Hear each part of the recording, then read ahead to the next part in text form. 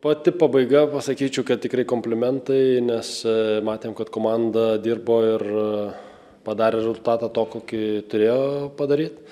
Du skirtingi galbūt keliniai mums buvo. Pirmas kelinys, sakyčiau, tiesiog padovanojom porą įvarčių varžovom ir toks jausmas, kad mes, nežinau, toks kartais leidžiam varžovom padaryti dalykus, nenorėdami galbūt, bet taip gaunasi, kad varžovai ir gan lengvai įmuša įvarčius dėl mūsų tokių kartais galvojimo, kad galėsime spręsti lengviau.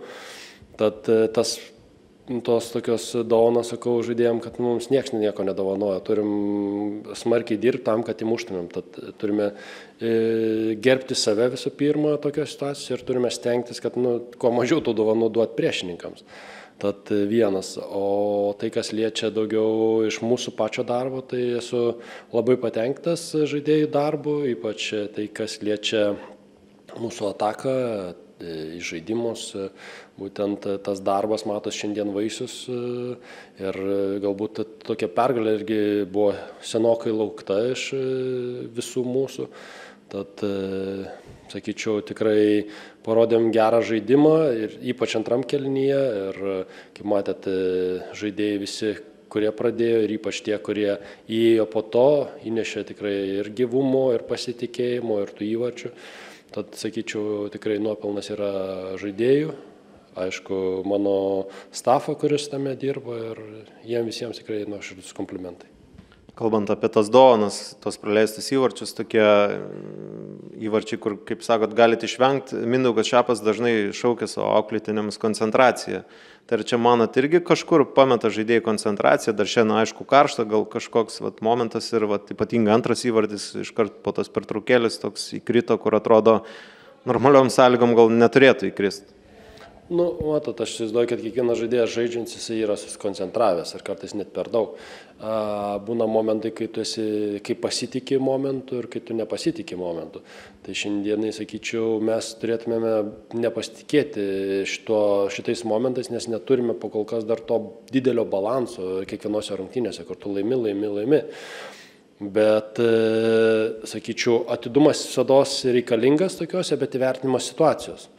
Pasakyti žaidėjams koncentraciją ar dar kažkas, tai galbūt tai yra vienas iš žodžių, bet aš įsivaizduoju, kad žaidėjai yra susikoncentravę, tik tai vertina galbūt kitaip situacijas. Tad, sakyčiau, koncentracija jinai yra komandos, bet įvertinimas kai kurių situacijų galbūt per lengvai yra įvertinamas ir to pasekoju mes už tai mokame kainą. Kalbant apie puolimą, šiandien sukrito daug įvarčių, ankstesnėse rungtynėse po rungtynių minėdavot, kad kartais viskas gerai, bet tie įvarčiai neįkrenta, nesumuša žaidėjai, bet šiandien ir sukrito, aišku, vėl mušė ir Kloniūnas, vidurio gynėjas, bet mušė ir Valskis, puolėjas, trečią kartą iš eilės pasižymi, kiek smagu, kad ir puolėjai jau muša jums. Tai mušiam šiandien irgi tikrai daug pagal įvarčių skaičių ir neįmušiam tikriausiai nemažai. Tad vėl, sakyčiau, išpildymas šiandienai kaip pagal skaičių yra geras, pagal galimybės vėl reikėtų pažiūrėti tą mūsų statistiką. Norėčiau, kad būtumėm maksimalistai šitoj vietoj ir kiekvieną galimybę išnaudotumėm įvarčiais. Aišku, norėtųsi, kad puolėjai muštų kuo daugiau įvarčių ir mes link to einam, bet tas, kad turi būti visos komandos būtent indėlis, būtent puolėjai.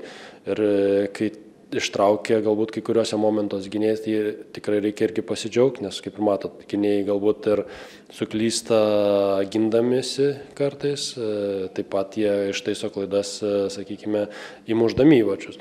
Bet noriu pasidžiaugti visą komandą, nes reiškia, kad dirba visi kartu ir šiandienai nebėra tik tai tas pozicija, jeigu gynėjas, jisai tik tai turi ginti. Šiandien, matot, gynėjas gali mušti įvartį. Tad tuom ir galvočiau, kad modernus futbolas pradėjo ir skirtis tom, kad žaidėjai šiandienai skirstomi ne ten, kur žaidžia, bet pozicija, kurioje yra tuo momentu. Aišku, traumuotos žaidėjų vėl yra tas sąrašiukas, bet ir išvykusių žaidėjų, tai kiek smagu, kad ir papildymas atvyko. Divainas grįžta komanda prie jūsų, aišku, dabar teks susipažinti gal labiau su juo, ką mantat, jis duos komandai ir koks buvo motyvas įsigyti jį? Tai pas mus žaidėjai, kurie yra su dideliu noru, su perspektyva tam, kad pagerinti tai futbolą. Mums reikia žaidėjai, kurie žaidžia futbolą, tad galiu tik pasidžiaugti atvykstant šitam naujam žaidėjui. Tikiuosi, kai bus galimybė ir kitiems prisijungti dar prie komandos, tiek traumuotiems, galbūt ir dar kažkokiam, tai tik atneš mūsų komandai dar papildymo tam, kad galėtumėm laimėti komandas. Ir kaip sakau, žaidžia galbūt pradeda 11 žaidėjų, bet kaip matot, šiandieną galimybės leidžia įeiti dar papildomai 5 žaidėjams. Tai reiškia, kas yra aikštėje, neįmant vartininko, tai yra pusė komandos. Ir žinote, kai prie nuovargio eina 5 nauji žaidėjai, tai gali padaryti didelį skirtumą.